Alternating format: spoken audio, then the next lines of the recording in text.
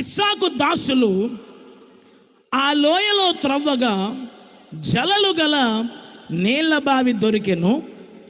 అప్పుడు గెరారు కాపరులు ఇస్సాకు కాపరులతో జగడమాడి ఈ నీరు మాదే అని చెప్పారు గనుక వారు తనతో కలహించినందున అతడు ఆ బావికి ఎషెకు అని పేరు పెట్టాను. తలపకెత్తండి ఒకసారి.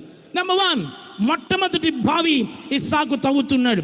ఇస్సాకు తన జీవితంలో కొత్త బావులేమి తవ్వట్లే.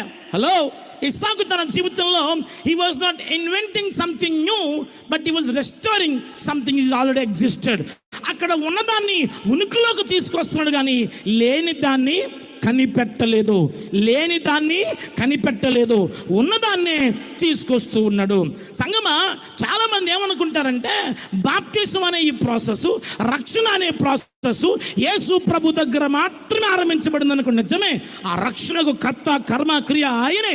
కానీ ఇక శిక్షణ ఆరంభించింది, ఇక పద్ధతి ఆరంభించింది ఎప్పుడో దేవుడు ఆరంభించేశాడు. దేవునికి స్తోత్రం. ఆ తండ్రి పని నెరవేర్చడానికి యేసు ప్రభు మూసివేయబడిన ఆ బావిని, అసూయ అనే మట్టి చేత మూయబడిన దాన్ని, కోపం అనే ఆ యొక్క మట్టి చేత మూయబడిన దాన్ని, ఈర్ష్య అనే పాపము చేత మూయబడిన బావిని మరలా తవ్వుతున్నాడంట. గమనించండి, అతను మరలా తవ్వినప్పుడు మంచి జలలు గల బావి దొరికిందంట. దేవునికి స్తోత్రం.